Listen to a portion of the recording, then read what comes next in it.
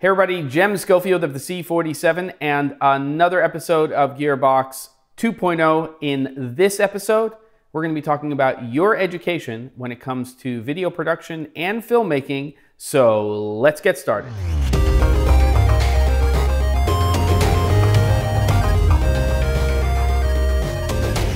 All right, kids, it's another week and another Gearbox. I'm shifting gears both in terms of work and also what we are talking about. It's been a little gear heavy over the last 2 or 3 weeks, which is totally fine with me.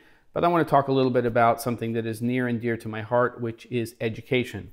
Now, I've been an educator in post-production and production for, this is year 19 for me, which is kind of unbelievable. I can't believe how little I knew when I started, how much I've learned since I started in this industry, and just how much more I have to learn. That's the thing that always amazes me.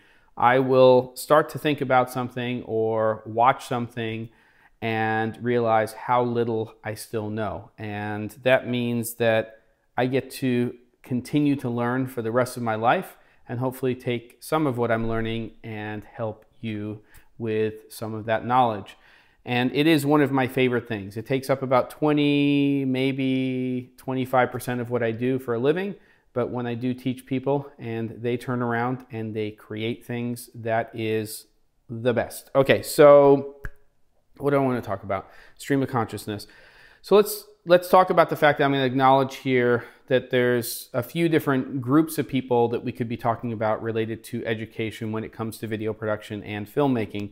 Number one would be people who are thinking about this as a career in their future. So younger people, maybe they are teenagers and in high school and starting to create things. Obviously, we have access to equipment like we've never had before, which is amazing. I mean, you can start to shoot with a smartphone and just get a decent microphone and natural light, and then you move on from there. And a lot of it just has to do with creating a story and executing that. That sounds simple. It's not, but you guys get the basic idea. And I think people in that age category are trying to think about whether or not they want to go to film school, and if there's an advantage to going to film school. I did not go to film school. I think that if I knew that I wanted to do what I'm doing right now for a living, that I may have very seriously considered that when I was in high school, but it wasn't really on my radar, even though I was doing photography and some video production. It just didn't click that I was going to go down that exact path. I always knew it was going to be the arts and business together, but I didn't know that was going to be the case. But I want to acknowledge something, and I've talked about this in the past, both in workshops and probably on some content that I put up online.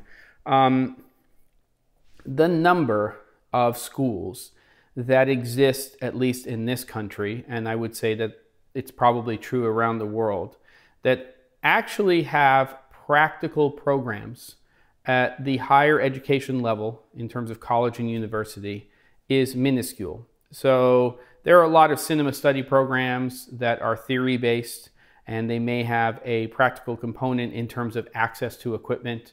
But the amount of people that get to go to UCLA or Tisch or anything like that is so small compared to the number of people working in our industry that you shouldn't be discouraged by the fact that you may not have an opportunity to go to film school. And that doesn't mean that you shouldn't try. And if you know that this is your passion, there may be some advantages to that. One of them is creating future collaborators for the rest of your life. And very oftentimes when you will see panel discussions or people who are talking about their film school experience, a lot of it has to do with finding people that they would then collaborate with for, again, the rest of their life. So I think there's a huge advantage to that component of it. There are other avenues and opportunities. Ryan Conley, who I know, went to Full Sail, and that is a program that may be a little bit easier to get into because it's not inside of those walls of UCLA or the Tisch School for NYU. And you can, again, find people that you will work with for the rest of your life. And you want a practical program, in my opinion, if you are going to spend money and go to school for learning this industry. Now, there's a lot of people who won't get to do that. And we have a lot of resources now that are available to us.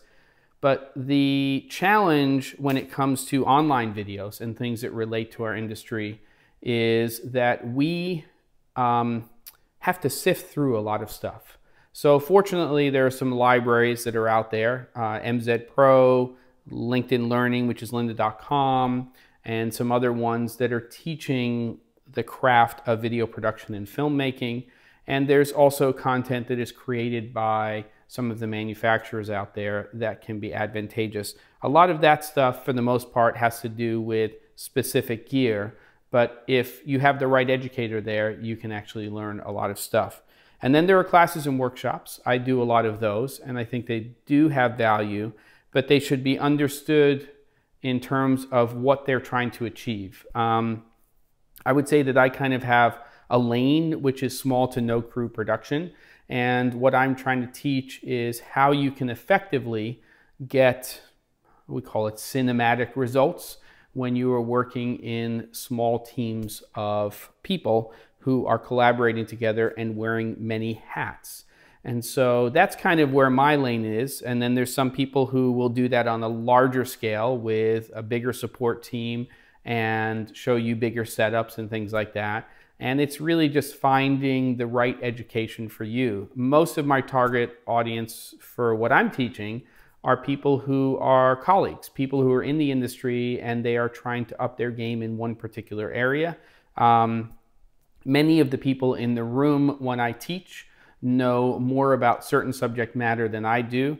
And what I'm trying to do is take my expertise in the areas that I'm comfortable teaching in, and I do stretch myself as well and try to impart some knowledge, practical knowledge that can be taken away and used by people who are doing what we do for a living. And then there are hobbyists, and I think that they, if they are serious about what they're doing, are also people who now have resources that are available to them that never existed before. And that's super exciting. So if we go back to the teenager who's thinking about going to film school, don't be discouraged. The thing is that you learn by doing. And the amazing thing is that we have access to things now that let us do like never before. There's also some fantastic books. Most of them are not books that I read cover to cover. I just read them for inspiration and to learn a specific technique. When you're inspired by something in the book, or you understand what that technique might be, then what you should do is go out and do it. Because if you just try to read a book cover to cover with no practical application, then you're never going to gain that skill when it comes to what you do for a living. So I will list, I'll list some of the stuff that I've done in the description. I will list some books that are some of my favorites. Actually, I'll just send you to the books section of the C47 website so you can check that out. And just always keep learning. For me, it's just the most exciting thing in the world when I don't know something and then I start going down that path, and at a certain point that thing clicks and I get it, and it's something I can not only use in my work, but I can hopefully turn around and teach you how to do it as well. So subscribe, tap the bell, do all that kind of stuff, and I'll see you guys next time on Gearbox.